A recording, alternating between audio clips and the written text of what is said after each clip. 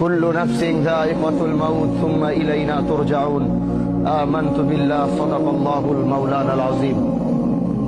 মানুষ তো এরকম রূপ ধারণ করেছে, জানাজার নামাজ যদি মনে করেন 10টায় দেওয়া হয়, আর সেখান থেকে যদি 5 মিনিট অতিক্রম হয় পিছন থেকে বারবার আওয়াজ আসে, আরে ভাই জানাজাটা কেন দেরি করতেছে, তাড়াতাড়ি পড়ান না। আমি তাদের উদ্দেশ্যে বলতে চাই, আপনার চারপাশে যারা এই বাক্যটি উচ্চারণ করে তাদের চেহারাগুলো একটু দেখে চিনে রাখুন। আল্লাহর কসম, যেদিন আপনি এখানে, আজকে হোক আর কালকে হোক, 6 মাস পর হোক আর 6 বছর পর হোক, এই একই জায়গায় আপনি এইভাবেই শুয়ে থাকবেন, না আপনার কথা বলার শক্তি থাকবে, না আপনার দাঁড়ানোর শক্তি থাকবে, না আপনার বলার শক্তি থাকবে। ঠিকই একই মানুষগুলো আপনাকে রেখেও তারা তাড়াহুড়া করবে। এটাই হচ্ছে পৃথিবী, আর এটাই হচ্ছে দুনিয়া। এই সবচেয়ে বড় বাস্তবতা থেকে আমরা যতই পালাবো, আল্লাহ তো ঘোষণা করে দিছে, তুম্মা ইলাইনা তুরজাউন। কোথায় যাবা?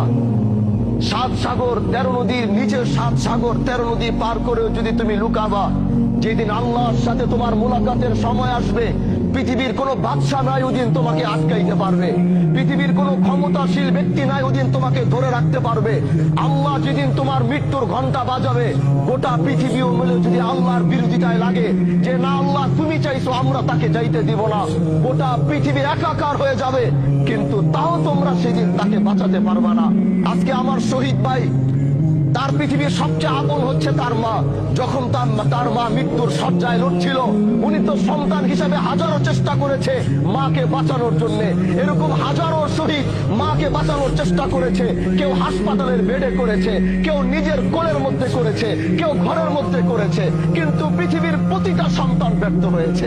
কারণ আল্লাহ বলেছে, কুল্লু নাফসিন যায়িকাতুল মাউত সুম্মা ইলাইনা তুরজাউন। তুমি যেখানে যাও, যেই প্রান্তে যাও, যেই দিক থেকে যাও, যেদিন তোমার মৃত্যুর ঘন্টা বাজবে, ওই দিন পৃথিবীতে তোমার থাকার আর কোনো অস্তিত্ব থাকবে না। এজন্য ভাই আমার, আসো এই জানাজায় 5টা মিনিট দেরি করো, তাকাও এই লাশের দিকে, তাকাও এই সাদা কাপড়ের দিকে, যাও ওই কবরের দিকে 5টা মিনিট গিয়ে তাকায় থাকো।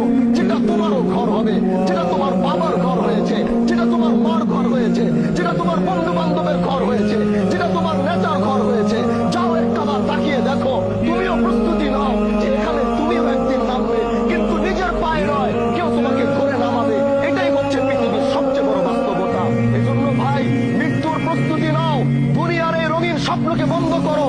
এই রঙিন স্বপ্ন তোমাকে বারবার ধোঁকা দিয়ে আল্লাহর সাথে তোমার সম্পর্কের জুদা ঘটেইতেছে, আল্লাহর সাথে তোমার সম্পর্কের পার্থক্য এত করতেছে, তোমার আর রবের মধ্যে কোনো সম্পর্ক পাওয়া যায়।